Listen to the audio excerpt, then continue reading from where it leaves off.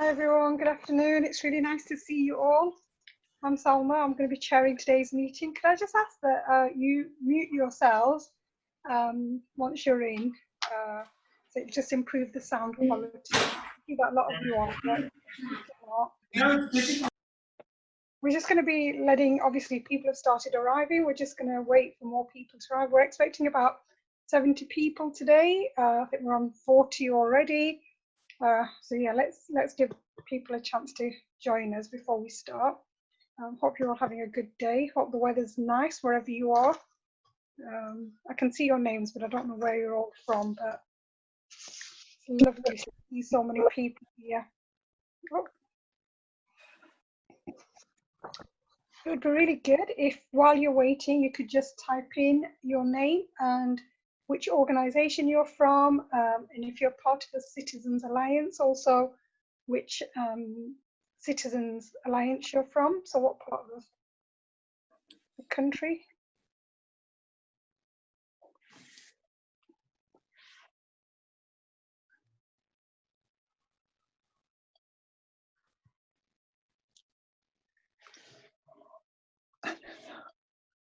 Numbers are going up, nice. Let's see who we've got.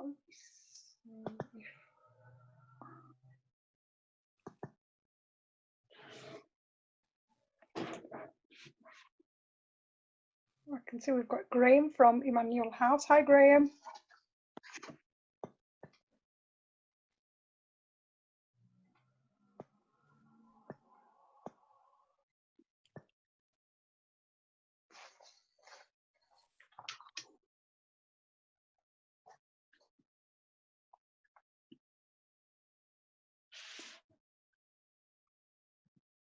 See lots of people from London coming up.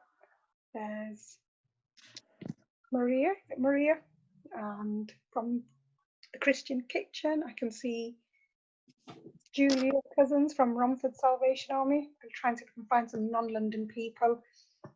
Ian Rutherford from Manchester.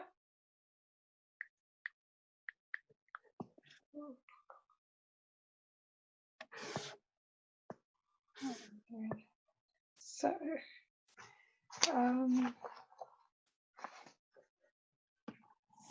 I'm gonna make a start. I can see lots of people are putting in the chat who they are and where they're from, and people are still arriving, but it sort of slowed down a little bit in terms of arrivals. So hopefully they'll catch up with us as we go along. It's really nice to see you all here today. We've got lots of people, as I said, from Citizens and from other local charities, Salvation Army. So today we're going to be having a virtual tour and Q&A on Malachi Place and modular homes. Is everyone here okay for me to chair? I'm going to be chairing today. Just a nod will be fine, or a thumbs up. Thank you. I'm going to introduce you now to Elsbeth, who's our timekeeper, and she's critical to us all. Elsbeth, can you? Yeah. Hello, I'm Elspeth from St John Fisher Catholic Church in North Harrow, part of the Housing Action Group at Harrow Citizens. So today I'm going to try and keep the agenda to time, and what I'm going to do is use my virtual background. So when it's green, it means the speaker's got time. When we get to 2 minutes before we've got to change, it'll go yellow. And finally, when your time is up, the speaker will know it will go red. So we're not going to interrupt the speaker, but we're going to try and keep to time. Okay. I'm now going to introduce you to Samantha. Samantha is our community organizer in Redbridge, and she's going to be facilitating the Q&As. Samantha. Hi everyone, my name is Samantha and I'm the organiser for Redbridge and Ilford Citizens. We've been obviously leading some of the work in homelessness. I'm very proud of Project Malachi, but my role today is facilitating the chat. So if you have any questions while the speakers are speaking, do please put them in the chat and I'll keep a track of them, what the speakers are able to answer today. There will be time for that in each section, and if they're not, we will come back to you on later talk. Great, thank you, Samantha. I think we should be able to start. Yeah, we've got nearly 60 people. who've already joined us today. I would ask that if you're not already muted, could you please mute your mics, because we're just going to end up with lots of background noise. You should now be able to see our agenda for today. So today's session, we've sort of split it up into 3 parts. The first part is about the property, and there's going to be a virtual tour of the modular homes from the Hill Foundation. We're then going to talking a bit about people. So again, that's where we've got some presentations from Malachi Place. And then the final part is the sort of politics that's going to be led by John, and he's going to talk us through a little bit more about sort of setting up the project. Later on, we're going to do mini one-to-ones, and that's where you're going to have the opportunity to speak to somebody else that hopefully you've never met before in a breakout room. And we are aiming to close by 3:15, and there is an optional evaluation session that if anybody wants to attend can do. And yeah, today's really, I'm so glad to see so many people here. I mean, it's great to see so many passionate people, and you're all here because we're all passionate about the same thing, and that's to tackling homelessness and hopefully ending street homelessness one day, which would hopefully make us all unemployed. You know, that's a great way to go out, really, isn't it? We all lost our jobs because we'd ended homelessness in our community. So we're going to start by hearing from Emma. Emma Fletcher's from the Hill Group. Emma, if you would like to introduce yourself and tell us a little bit about Hill Group. Now remember that throughout the presentations you can put your questions on the chat, and Samantha will be monitoring them, and there'll be an opportunity to go through some of those at the end of the presentation. If there's any questions that we haven't responded to, we will do our utmost to try and we will actually send out a frequently asked questions after the seminar. Emma, I'm going to hand over to you. Thank you. Thanks very much. Right, so my name's Emma Fletcher. I'm one of the 3 female directors at the Hill Group. I'm actually sat in our home, so hopefully the technology works. The Hill Group have been going for about 20 years, and Andy Hill, the founder of the group, decided that he wanted to give something back to the communities within which we work, and so started Foundation 200 to pledge 200 homes to charities across the whole area where Hill work. I'm the project director for rolling out the Foundation 200 project, and we have been responsible internally for designing with our architects that design affordable homes or private for sale homes, a bespoke modular home for the homeless. And we've been working very hard with a number of leading homeless charities, in particular the Connection at St Martin's in the Field, and more recently with the Salvation Army, to make sure we've developed a prototype which is a fantastic asset for any charity that we're gifting away, and is a 1-bedroom, 1-person home. We're going to have a quick virtual tour in a second, but hopefully you'll understand sort of where we're coming from, and maybe possibly might be a recipient of one of our 200 homes. Thank you.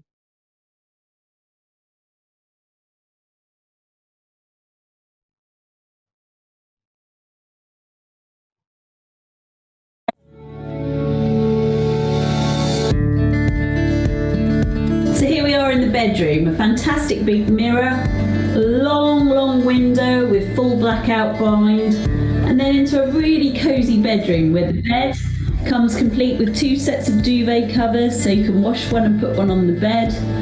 The all essential and very much desired Hill Bear, and a bedside cabinet, some plugs, some fantastic photo frames so you can personalise your own pictures, and then a really lovely full height wardrobe from IKEA, supplied with an amazing set of clothing from his church, jumpers, a casual set of clothes, a smart set of clothes for that first interview, and also a smart pair of shoes and trainers to match. Okay, so we leave the bedroom and come into the hall, where there is a sizable cupboard for storing everything you need, from jackets through to a waste paper bin, an area to dry your clothes, And one of the changes we're going to make is we're going to remove this massive heating system, and we're going to replace it and put the washing machine in here. A better improvement and what a prototype is genuinely all about. So from the hallway, we close the doors and we then move into the bathroom. Now the bathroom is fantastic space. It'd be good in any showroom that he'll provide. And you can see we have everything from a mirror,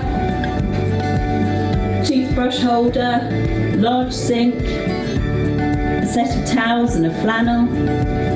Coming round, a toilet, and a good sized shower, complete with shower accessories, and down to the toilet roll holder.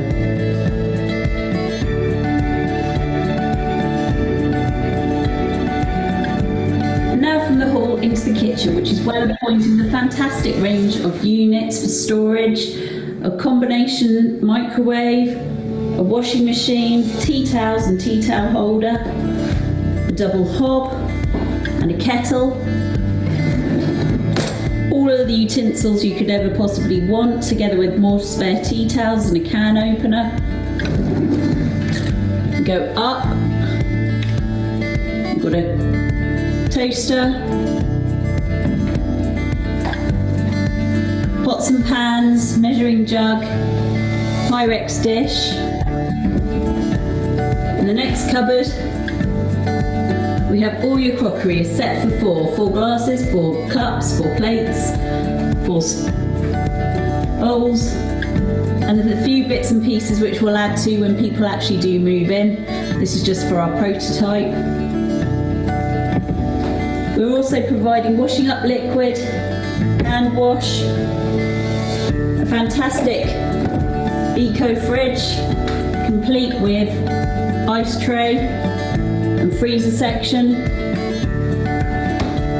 There's a spacious under sink cupboard, complete with cleaning products.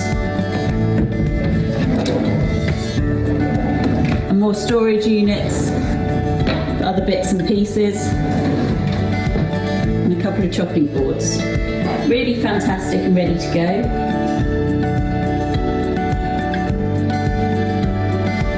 So we hope you agree, this is a fantastic space just to kick back, relax, and really it is such an improvement to have your own space, your own home, somewhere with a key that you can lock up, kick back, lie on the sofa and really contemplate how you're going to move your life on. It's a fantastic opportunity for anybody receiving this. It's a wonderful gift and a great thing that Andy Hill has set up with Foundation 200. We've put our expertise into designing this home.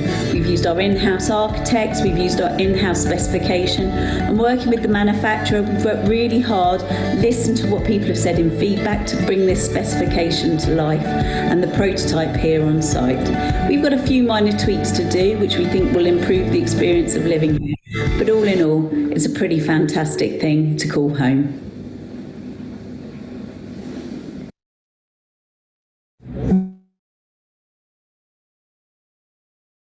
So there we go, that's the Foundation 200 project, and really talking about the specifications. So we've designed this to be to Future Homes Standard and the new Part L. So they are really taking into account issues such as insulation and fire. We believe they'll cost about £5 a week to run in electricity. As I said in the video, we're moving the air source out of the home to make a better space internally here. And we're providing everything. Literally, someone can walk in here, we'll give a key over, and they can take these homes on. They're 24 square metres, which is smaller than space standards as set out mainly in London. The reason for that is that we are very conscious of cuckooing. So we've done a number of things. So only a single bed can fit in the bedroom, and the living space is very tight to possibly put a sofa bed in here because of where we put the front door. So we've worked really hard. We've had a number of different groups we've sat with. We've got anti-ligature fixed heads in the shower. We've got anti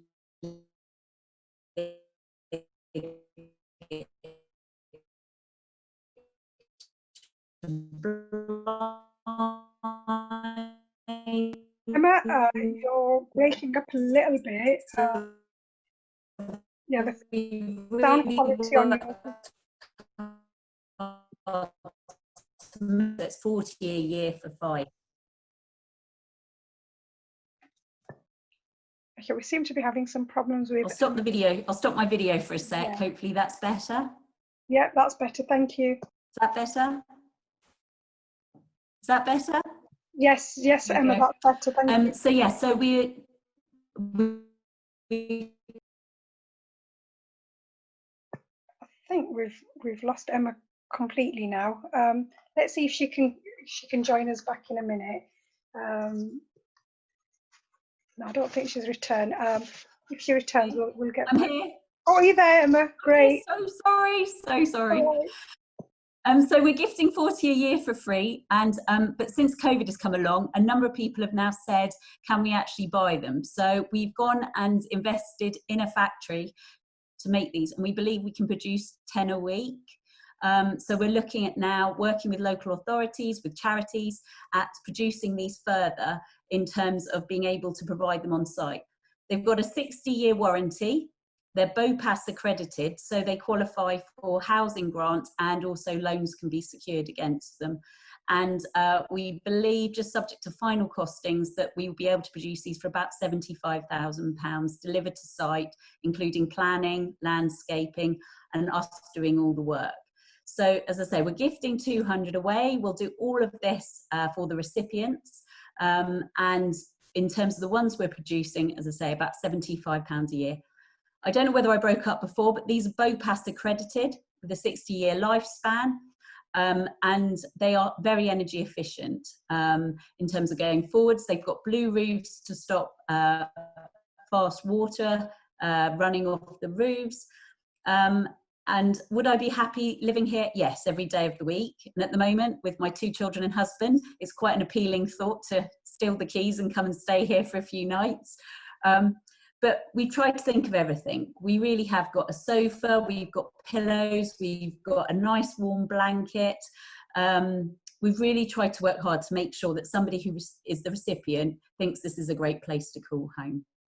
So I don't know what else you want me to say. I'm very happy to talk about these all day long, but if anybody has any questions, I'd be more than happy to answer them.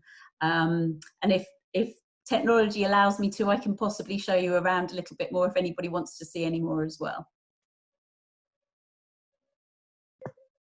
Thank you, Emma. Yeah, you know, you took the words right out of my... I'm in Leicester, and as you know, we're still in lockdown. It's been 4 months now, and you know, having a family and being around everybody. I'm thinking, if you need a guinea pig to try one of these homes out, I'm there for you. It's nice to be around the ones you love, but for days and days and days, it gets quite challenging. So I'm going to hand over to Samantha, because Samantha's been monitoring the questions and she's going to pick and choose some. Okay, great. So I have 2 questions. There was one submitted from Roz, and she asked, how much ground space does each modular occupy?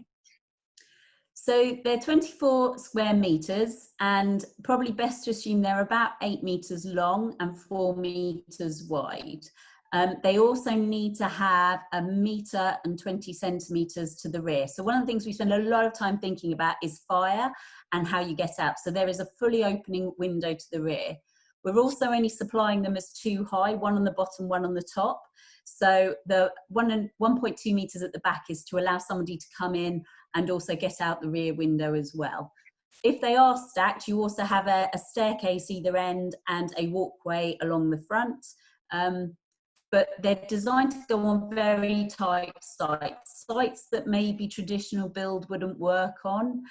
We're looking a lot at old garage sites where garages that the council may have built are too small for modern cars. They're perfect. We can come in, take the garages down. It only requires 6 foundations on each home, and they can just be lifted into site in about 30 minutes off the back of a lorry with a crane. So the idea is they're plug and play. You land them on site and all the connections are there ready to go, and they can just be hooked up.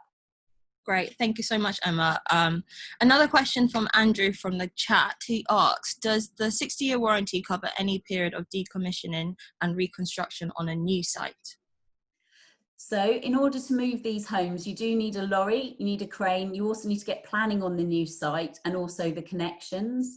So the ones that we are gifting away, we're gifting to charities for free, but they will be responsible for moving them on in the future, getting planning. With the number of people we've been talking to, and particularly the Salvation Army, ideally the sites need to be there for at least 5 to 7 years, because it's quite an expensive operation to keep moving them, but they are fully modular. They can be moved, but ideally a little period of time, 5+ years is better. And it really does help, we understand, with getting people moved on. You can have a number of people through that home during that point, rather than always spending your time rushing looking for another site to move the homes to. Okay, perfect. Another question from Timothy. Do you estimate the 75,000 for unit costs and planning and landscaping? Yes, that's all in cost. One of the things we have within here is we have 125 management trainees straight from school that we put them through a distance learning degree over 5 years. And for us, this is an opportunity to really use some of our year 4 and year 5 management trainees to help with the site. So not only is this scheme helping the homeless, but it's also helping our trainees learn about site management and how you can deliver these to site. So we're not actually making a huge amount of money out of this. We've produced them for ourselves to give them away, and then we're going to produce them pretty much at cost in order to put them onto site. Obviously, that doesn't assume massive abnormal costs if you've got a big pipe that has to be moved or something, or contamination, but genuinely that includes an element for new services, planning, landscaping, delivery to site, and effectively handing over the key. Perfect. Another question from Vanessa. She asks, how are bills covered? You mentioned around housing benefit, but maybe explain a bit more. So I'm probably not the expert on this, but in terms of how we've set this up, we've got an air source heat pump that sits effectively in an energy cabin off and out of the home. That creates more space and gets rid of that massive tank that you saw in the video. So the water meter will come into there and then be split between the homes, together with waste as well. It's assumed that will be part of the rent that the landlord chooses to charge. The electricity meter, we spent a lot of time. We installed very smart meters in them to start off with. And then actually the connection and our focus group fed back that actually a card meter would be better, because you can get preloaded cards from food banks and charities. But more importantly, the people living in the homes learn to budget and have to interact with their community and walk to a shop and go and top up the card. So actually, ironically, we thought we were doing the right thing, being clever and smart, but we've gone back to a card meter solution. So the reality is it's up to the person who either we gift them to or bought the homes to decide what level of rent they wish to charge.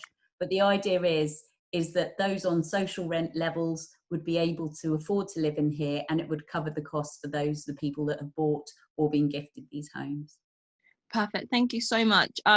What we're going to do, there's a lot of questions coming through, but they will fit in the other sections. So I just want to say thank you, Emma, and we will pick them up on the next 2 sections. Thank you. Thank you, Emma. Thank you, Samantha. I think we'll all agree that was do look amazing. They look really nice. So now we're going to move on. We're going to go on to the next section, which is people. Now, some of you may have seen in previous calls, or you might have had the opportunity to visit, but looking at the Malachi accommodation, which is more than just about putting a roof over people's heads. It's about community, it's about belonging, it's how we turn the experience of residents into something much more than being in a hostel or an environment where it's very institutionalized. So to explain to us a little bit more about how Malachi Place works and the work that goes on there, we're going to be showing a couple of videos. First of all, we're going to hear from Cedric, who oversees the support of the 42 people who live in Malachi Place in Ilford. So we're going to first show a video of Danu, and then we'll move on from there. Daphne, is the video ready? This is Ilford in East East London. In 2017, when we filmed Danute, she was 28 years old and sleeping under a railway arch. Before I will have a good life, working. It's very hard. It's not very easy. But I still try and I still pray. Over the last year, we've had 10 people die on our streets, people who have slept in our night shelter, people who we know really well. That's really hard to take. It also pressures us to try to offer something better and an opportunity for hope. The Salvation Army in Ilford knew they had to do something, but it was the actions of a schoolboy called Malachi that got things moving. Malachi gave £5 he'd got from the Tooth Fairy and asked the Salvation Army to build a home for people who didn't have one. His donation kick-started a fundraising campaign, and 3 years later, the £5 million building work is complete. It's the right time and place for Danute. Since we filmed her 3 years ago, she's been getting her life back together, and now she's got her very own room at Malachi Place. This is my room, and I have a nice flower. This is from Salvation Army, and this is from Welcome Center. Thank you very much. And this is my kitchen. It's better to have a house, have a good life. Like change, like have a hope. Yeah, like dream, yes. I feel like dream. Now I'm happy.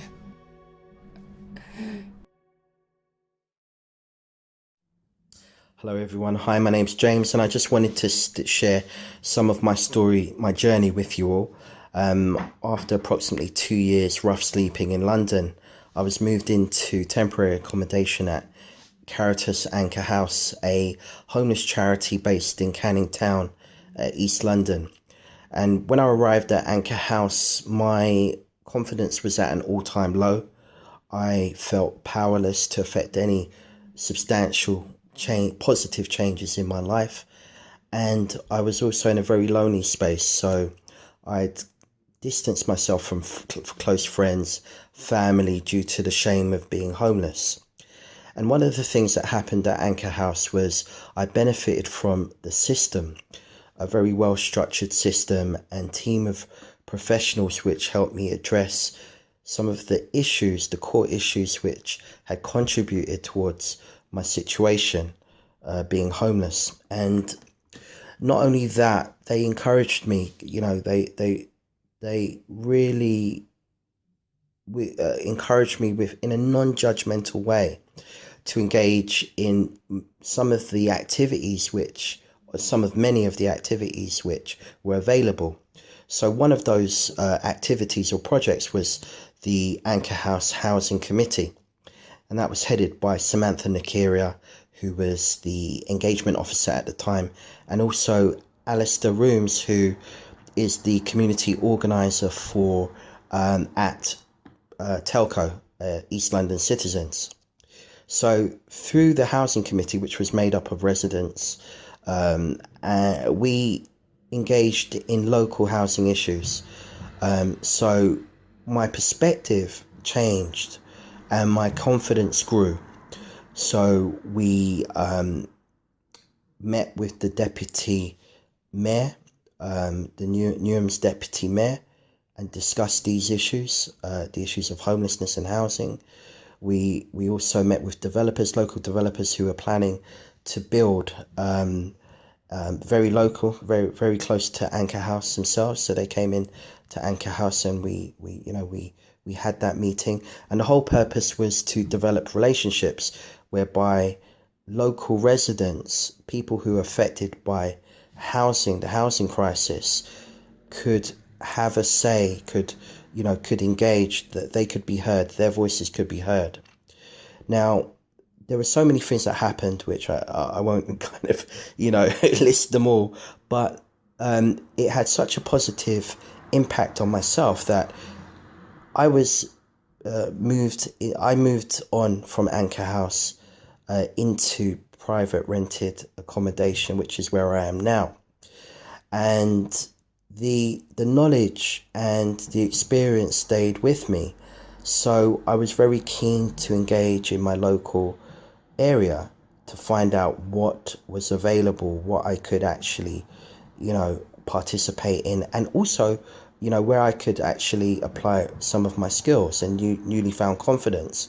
So I applied for a project worker role, with my local authority, on their homelessness commission, and went through the interview process and was offered the role, which I'm waiting to start now. So that's been part of my journey, and I can only thank Samantha, Alistair, and the whole team at Anchor House for providing me that pathway. Hello, my name is Cedric Lungiabudi.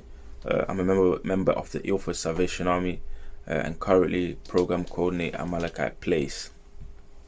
Malachi Place is a 42-bed supported accommodation based in Ilford, Chadwick Road, where we support vulnerable adults in the Redbridge borough. We've got 42 beds, as I said, but split between 27 for people that are entitled to social benefit and 15 for people that have got no recourse to public funds, which means they're not entitled to any social benefit. Due to this nature of clients that come into Malachi Place, you will understand that the support that is provided it varies depending on its individual cases, and we try our best to support people as a more personal centered approach in supporting people. The support will vary from a housing and universal credit application to referring people to Ramphel in order to get support with the application, with the immigration application forms, from helping people open up a bank account to supporting people with CV writing. So the support really varies. We really try our best to ensure that we build a healthy relationship with our clients in order to also support people with alcohol and drug misuse, which is often very sensitive and confidential conversation that people sometimes don't want to have. But if you're able to build a healthy relationship with people, you are able to have those conversations that are awkward but are beneficial to each person's support needs. In terms of move on option at Malachi Place, this once again will vary depending on each person, but there is a move on option for each client in terms of people moving on to clearing houses, moving on to social housing, moving on to private accommodation, but this varies on each individual depending on where they are in the support needs and what circumstances they find themselves at Malachi Place will determine which kind of option, move on option, there is available for them. In terms of referral, we receive referral from the Welcome Center and SHP, which is Single Homeless Project, and they're both services that provide support for people that are vulnerable, sleeping rough or homeless in Redbridge. We take the referral for them because this is one way that we can verify that people are generally coming off the street and in need of support. And once we get the referral application, we will go through the application and invite each individual for an assessment before admitting them into Malachi Place. In terms of how long each individual stay at Malachi Place, this again will vary depending on each person's support needs. Someone with an immigration status issue might need a lot longer than someone that has a housing benefit application, due to the fact that one has entitlement to social housing, one has entitlement to private renting, and one has entitlement to clearing house. The other hasn't, because he hasn't got any status in the UK. So really, it's really based on engagement, how well each individual engage with the support that is needed, that support that is provided in order for them to then move on to some form of more sustainable and stable accommodation. In terms of volunteer involvement at Malachi Place, volunteers have been involved in Malachi Place right from the beginning of Malachi Place, from when the idea was still based at the night shelter at Ilford Salvation Army. A volunteer led the night shelter, and volunteers were involved in demonstrating to the council and our local borough of Redbridge that this is a project that the community want, not just the Salvation Army, not just citizen, not just a couple of individuals, but a whole community really want and genuinely desire to support the neighbors that have found themselves going through a hard time. And we're able to do this through meeting organized by members of Redbridge alongside citizen. We're able to bring our council leaders to highlight the issue of homelessness and what we desire to do about it, looking for available sites for the project to be based on, attending the permission meeting, the building permission meeting at the council, and demonstrating in great number with volunteers that we desire this project to take place in Ilford, and we desire to support some of our own neighbours that are struggling and going through a difficult time. And there's the volunteer involvement hasn't just stopped there. We still have volunteers coming in at Malachi Place to support us with the work that we do here, supporting our clients. And it's really nice for some of our clients to be able to see faces from the community that they see on a regular basis, coming to generally give them a boost, give them a helping hand. Recently we had one of the GPs at our local Oak Tree Surgery come in, and once the clients came in and seen her at Malachi Place, they really rejoiced, being able to see someone that look after their health, being able to come and look after them in their accommodation. So volunteer involvement is very vital in supporting people move on from a difficult time. Okay, I think we're going to go through questions. So please use the chat if you're able to join, if you have any.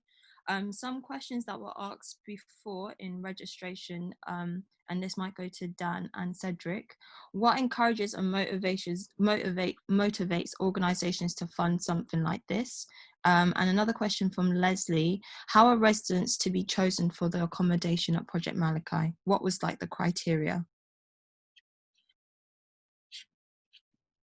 Cedric, do you want to do the criteria at Malachi? If I just touch on what motivates us. So I think from the Salvation Army's perspective, we're primarily motivated by the fact that we're a church first and foremost. So we come with that element of faith that we want to help other people in our community. We want to build a society in which we all find worth and value.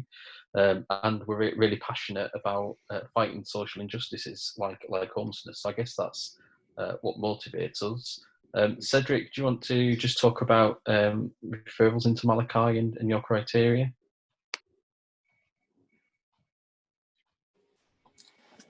Yeah, so in terms of referrals, as I said earlier on, we get referrals from HHP, which is a service provider based in Redbridge that works with vulnerable adults and the homeless community in Redbridge, and also the Welcome Centre, who also work with homeless people within Redbridge. In terms of, so originally we've got 42 spaces, but it's split between 27 for people that's got housing benefit and 15 for people that have got no recourse public funds.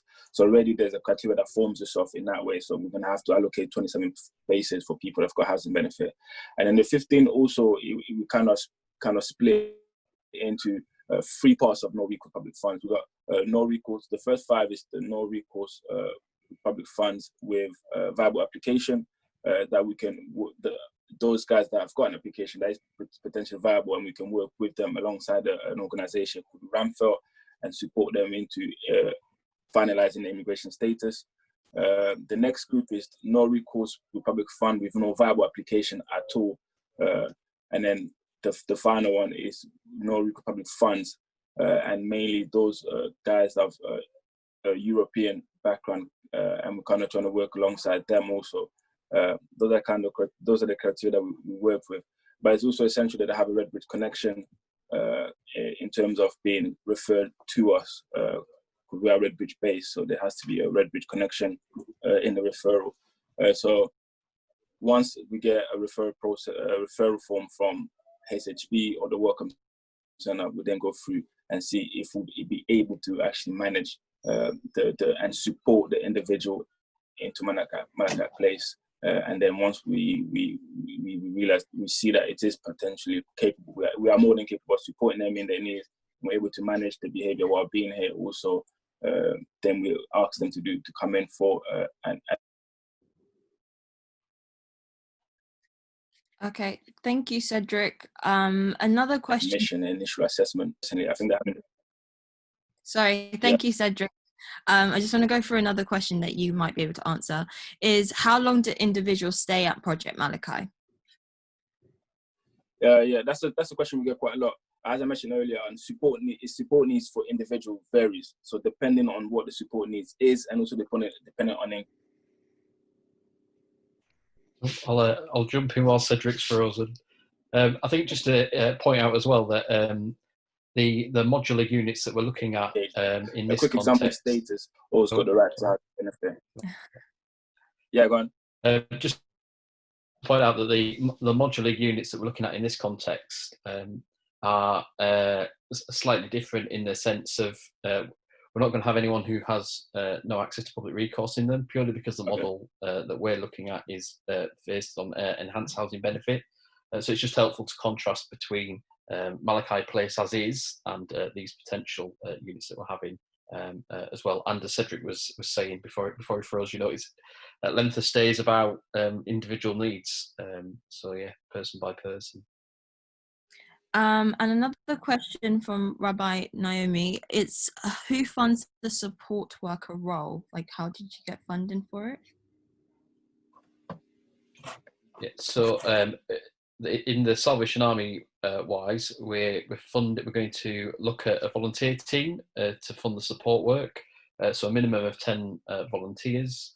And that's purely, again, to meet the requirements of enhanced housing benefit. So to get enhanced housing benefit, you need a minimum of 3 hours of support work per person per week.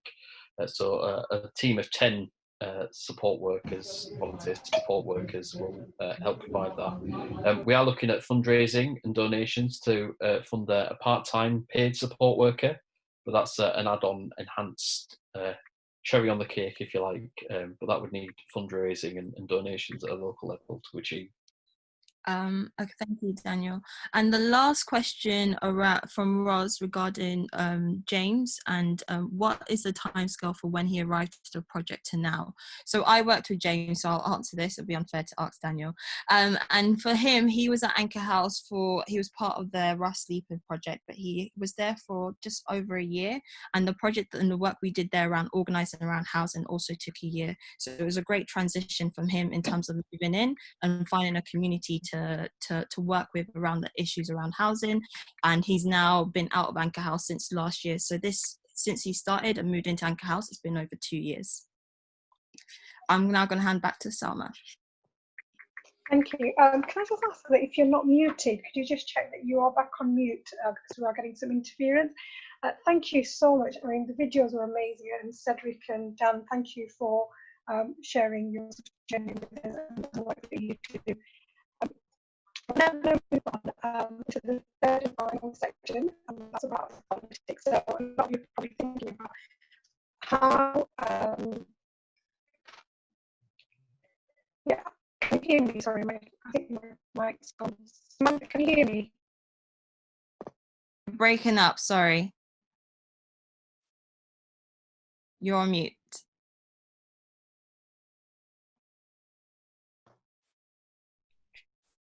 Salma?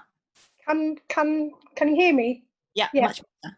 So yeah, we're going to move on, and John Clifton from the Salvation Army in Ilford is going to talk us through how we build support for a project like Project Malachi in our communities. Well, hi everyone. So I'm John Clifton from the Salvation Army in Ilford, where we have Malachi Place, which has been an amazing experience setting that up. And when we set up Malachi Place in Ilford, our dream, like the vision, was always that it would be a first rather than just a one-off, and that God willing, we would be able to see similar projects emerging in different places. So we've been working on that over the last few months, and kind of come to realize that there's this amazing synergy between the Salvation Army's interests, between what Hill Group is working on and what Citizens is working on as well. And so it's been really exciting to see what might be possible, but bearing in mind the world as it is, right? There's so many organizations at the moment that, rightly so, are kind of saying, well, you know what, we just need 1 million, we need 1 million new council homes. And yeah, great, we do. But lots of people have been saying that for like the last 20 years and they've not been built. So really we kind of need to keep that grand, the big vision of what's possible in mind, but we also need to operate within the world as it is at the moment. And the world as it is at the moment is that we need to do better, we need to do more beyond what is there at the moment. And that's certainly our experience that's certainly our experience in Ilford, where we kind of went from drop-in provision to running a night shelter. We would measure the success of the night shelter and the improvements by how far the beds got off the floor, and then we found camp beds that were really stable and steady, and we had those for about 4 years. So we lost a way to measure the progress, and then we kind of moved towards this vision of Malachi Place in Ilford, which was really exciting, and this vision to be able to bring land back into use that wasn't being used. And the way I've been thinking about it, I took my daughter over to Wembley to watch to watch the football, and we needed a parking space. I don't know if you might have used it yourself. There's these apps. There's an app that you can use. This is by no means kind of a commercial endorsement or anything, but it's a useful app which lets you park on someone else's driveway for the duration that you need while nobody else is using it. And it's kind of like that. We're putting homes on somebody else's land while those people are not using it, so that we could do something really good. So that we can build homes to accommodate people who have no home at the moment. And while we were working on this initiative, while we were looking at it, people thought it was ridiculous, this idea. At the time we were talking about potentially 4,000 homes, and then the government announced all this money to build 6,000 homes, and we thought, well, we're not kind of being ambitious enough. We need to think even bigger. And so Dan Holland and I and a number of others within the Salvation Army have been working on a model, a support model, to be able to make the most of this opportunity. But we're very mindful that we're very good at the people side of things. We're very good at providing the support. That's kind of that's natural to us. But actually on the politics side of things, there's a lot of learning that we have to do there to negotiate to secure land, to negotiate to secure additional capital funding. But then on the property side of things as well, through our experience of Malachi Place, we've learned there's so much that we need to learn. So we're exploring the potential of this partnership between ourselves and Citizens and Hill Group as kind of principal partners, to explore what that might look like, to develop this on a wider basis, and to be able to do something that's that really moves the needle on how many people are sleeping rough, how many people are experiencing street homelessness in our country at the moment. And yeah, it's so exciting to see that progressing. But the basis of that is having enough power, so that in the negotiations with people who make decisions about how that kind of £433 million gets allocated, what a local authority is doing and how it's prioritizing its spending, and the involvement of a community as well. That requires skills of community organizing, building broad-based alliances. This was our experience in Ilford.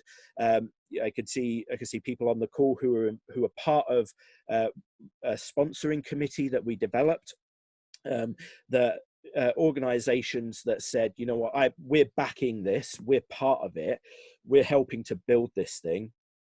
So that once, you know, and Cedric referred to going to the planning committee meeting, which was an incredible thing. You know, the Salvation Army, some of you may know that we like the occasional brass band, and we decided to take a brass band to the planning committee meeting, and 100 people, you know, all from all parts of the community to express support for this project. Now, there's not many buildings, there's not many, you know, you don't get building of homes that actually has expressions of support to it.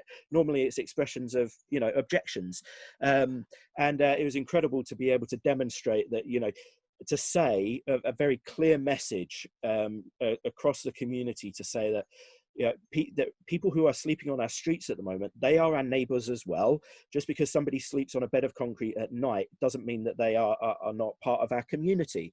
So that was a really powerful opportunity to demonstrate that. So there's a really great opportunity for citizens alliances at a local, regional and national level to support the expansion of this, and to as this as a model of community-led supported accommodation using modular construction methods on meanwhile use sites. So yeah, really want to encourage you to explore how your institution might get involved. What part could you play in providing opportunities for this? As I say, we do have a business model, support model that we've developed for Salvation Army purposes, and so if you're a Salvation Army, you know, hopefully we've been talking to you already about what that looks like. But if you're from an area and you know that there's a Salvation Army nearby, and you think that we really should do one of these, and we'd like to offer our support, you know, really happy, get in touch with me or Dan Holland, or get in touch with that Salvation Army yourself to encourage them to pursue this, because we're really keen to expand this as a model, as an opportunity to help people who would otherwise be on the street and stuck there. So yeah, that's kind of a summary of the politics. So we have this model, it's a triangle of people, property, politics, and principal partners kind of associated with each at this stage. Thank you, John. If you have got a question, do please use the chat to put your questions on. Samantha, have we got any questions for John? One question, let me just pull it back up. It is from Steve. He asks, how do you raise funds for the project? I guess maybe speak from Project Malachi. Yeah, well, it's the model, the revenue costs are covered predominantly by enhanced housing benefit. So this is for the new model, for the adaptation from Malachi Place in Ilford. The new model is predominantly funded by enhanced housing benefit. However, the Salvation Army has, you know, we're always looking to raise more money through our partnerships with trusts and foundations. We also had, like I said, I talked about the sponsoring committee that we had in Ilford. Different organisations pledged significant amounts of money to play a part. They wanted to play a part, and that was the way that they wanted to do that. Alongside that, we also you know, kind of had a fundraising, a kind of crowdfunding initiative, and organising the money side of things. It's important to see that organising money is also a way of generating ownership and generating support. You know, every donor, you know, if you get a donor 6 months before the planning committee meeting, you know, that donor is, if they've given you 20 quid towards the project, you know, it's very likely that you could say, look, would you be able to write a letter of support as well for this application? So the broader the base of people that have contributed funds towards it, the broader the base of support is, and the more you can express that. So that's on the revenue side of things. On the capital side, you know, you've heard from Emma about Hill Group's amazing Foundation 200, and the capital funding that they're putting towards that. In addition, we're looking to use some of that £433 million that I referred to, looking to try and draw down some of that to be able to upscale and accelerate production as well. So that's kind of the breakdown of things. Thank you, John. And another question is around, what is the role of like the community group or charity in this process? Yeah, so as I say, the model for the adaptation from Malachi Place in Ilford, which really want to emphasise that the 42 units in Ilford was designed around a particular issue at a particular time, a particular place. But for the adapted model, the model that we've developed is for the Salvation Army to be the lead organisation on the support, so kind of raising the money towards the revenue costs, so on and so forth, and taking the lead on the housing management and the support aspect of things. I guess my plea to other organisations, it would really be to say the key thing that we would need political support on to be able to implement this, just as we did in Ilford, is support around securing land. So we would need to identify and secure land for a sufficient period of time, and also to support with fundraising. That kind of crowdfunding initiative that I described, but also to organize people, so if you're from a church that has people that go to it, that care about homelessness and think that this would be a good thing to do that could help your local community, you can encourage them to write letters of support and to turn out, social distancing notwithstanding and all of that, to turn out to your plan. In Redbridge, our planning committee meets on Microsoft Teams, so get members of your institutions to be involved with that. Thank you, John. Another question from Salma: are the Hill Foundation homes only available through Salvation Army? That's Emma's area, so I'd have to defer to her. Yes, Emma, if you could come in, please. Yes, certainly. So we're working alongside a lot of different charities. We are giving like Treasures Foundation in Newham, or other charities in different places like Bristol, etc. However, we've realised that actually a lot of councils have a homeless problem, and actually dovetailing in with the Salvation Army is fantastic for us. It's that triangle John was talking about. We have developed something for ourselves, which now we've gone and designed. We can manufacture more for greater benefit. The Salvation Army can do all the support and the running and the owning of these homes. And then it's finding the landowner to put them on, and also, as John said, the politics. But if the Salvation Army route is not what people want, and other churches, and it's just the Salvation Army offers a fantastic one-stop shop for all of us working together. But we are selling and we are gifting to other charities as well. Thank you, Emma. Another question that came through from someone earlier was around, is the structure also sufficient insulated heating to prevent high levels of condensation?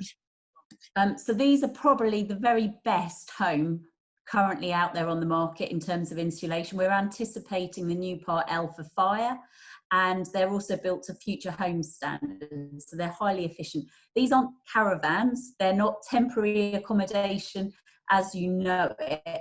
These are good enough to be sold on the open market as private for sale homes, for affordable homes. They're fully building reg compliant, and they have mechanical ventilation and heat recovery. We've taken all the technology from the very best stuff we build and put it into effectively a micro home. We've got a very special way of how we build up the layers in the wall. And the designer that we've worked on this prototype with is the leading consultant on off-site modular homes. So we know we're not shortchanging anybody. These are fantastic. They are palaces for anybody, but they will be refuge and a fantastic home for those in the greatest need. Great, thank you so much. That's all the questions that I've come across. If there's something that was not spoken about today, but you want more information, do please get in touch. We're going to create a frequently asked question sheet to answer all of this and provide you with more information. So back to you, Salma. Thank you, Samantha. Thank you, John and Emma. So we're coming to the end of our meeting, our virtual tour and Q&A. But as Samantha said, do keep your questions coming, because we are going to do a frequently asked questions sheet, which we'll send out to all the participants. So we're hoping that this has given you a sort of a better and clearer idea of what makes the model and how we're going to try, at least in one way, to tackle homelessness in our country. But like any work that we do at Citizens, you know, we can't move forward without some actions. And what we're all going to hopefully go away and do next is really important. So what we're going to do now is, we've got a bit of time. So we're going to spend about 5 minutes or so on one-to-ones in breakout rooms. Daphne is going to put us all in a breakout room, so you get an opportunity to talk to somebody else. And actually, the questions we're asking is, what are you taking away from the call today, and what action are you going to take next? So if you could answer those two questions in your one-to-ones, and then if you can put your responses in the chat, that would be really good. So I think we're going to get Daphne to move us main room into the breakout rooms. Fantastic. Yes, in just a second you'll receive a notification, a sort of pop-up message on your screen inviting you into the breakout room. If you've not experienced this before, don't worry, it will be really straightforward. You'll be taken there. I can see a couple of people leaving now. Maybe you're being shy ahead of the breakout rooms, but it's honestly very simple. It's just a chance really for you to connect with someone else and really clarify for yourself, what is the next step that I'm thinking of taking? How will I connect with my Citizens Alliance? You know, do I need to speak to my local Salvation Army, whatever it may be? Great, so everyone should be back. Let's see how many of us there's left. There was about 66 of us at the beginning that have stayed for most of the tour, and now there's about 40 of us, so thank you for staying. I'm just going to hand over back to our wonderful chair for some final remarks. Thank you, everyone. I hope you found your one-to-ones really useful. I know I definitely did. Well, we haven't got time to go around and ask everybody what their actions are going to be, so if you could just put into the into the chat what your next action is going to be, that would be brilliant. We're obviously not going to hold you to it, but you never know. People who work with me will just like, Sam will be there, check what we've done. It's really good to know what you're thinking of and see if there's some clear actions from people. But if you have got any more questions, please also use the chat. So we've got a couple of minutes left. I'm going to start the video because my quality keeps down. But yeah, we're basically to the end now. To all the contributors, Emma and Cedric and Dan and the videos. Daphne, thank you so much for facilitating all the videos. Samantha for checking questions. And we've got Elsbeth, who's been brilliantly keeping us to time. But before we go, I've just got Isabel, who just wants to tell us a little bit about the one-stop shop. Is that the right one? So have I got? Yes. Hi. Hi. Have we got you? Yeah. Great. Isabel, if you just want to quickly tell us. Yes, certainly. I'm Isabel. I'm a member of Kohai Reform Synagogue in Hatchen in Harrow, and I'm leading the mental health action team for Harrow Citizens. First of all, it's fantastic to see so many people on the call from around the country. In Harrow, we're trying to do a two-strand approach. We're looking at moving on the modular units along the same lines as Project Malachi, but we also feel very keenly that homeless and vulnerable, I'm not talking just about street homeless, but homeless and vulnerable do need wraparound support to get their lives together. And one of the issues is that people tend to be sent from pillar to post to try and get the services they need. We feel that the answer is to have a one-stop shop, where a medical facility where not only they can look after, have their medical health, their physical and mental health supported, but all the other support that they need under one roof. And that model it has been adopted in Watford. Watford's not so far away from Harrow, and we feel that if Watford can do it successfully, then why can't Harrow? And that's our aim. And if you want to hear more about that model, the service development lead, Fiona Wilson, from the Watford Health Centre, is going to be talking on Monday the 27th of July between 3 and 4 o'clock, and you see that the link is on the screen at the moment. She's going to be talking about the way that Watford operate.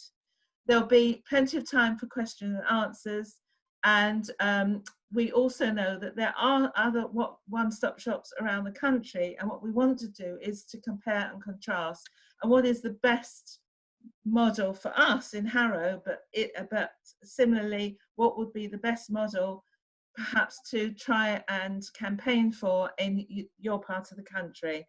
The one-stop shop offers debt relief, offers counselling, offers support to manage budgets, drug and alcohol addiction recovery, and it's all under one roof. I won't say any more now, but please, if you're interested in that, please join the call on Monday the 27th between 3 and 4. Thank you so much, Isabel. That's us coming to the end of our time. Thank you to everybody who's taken part. We will try and send out more information as soon as possible. I just want to say that we do have an evaluation. As you know, with all citizen meetings, we always evaluate. If you're happy to stay on, then that would be brilliant. Or obviously, we want to just thank everybody once again. We have recorded today's session, so we will be able to send you a recording as well. And yeah, thank you so much. Have a really good day. And let's hope if we all work together, we will end homelessness soon.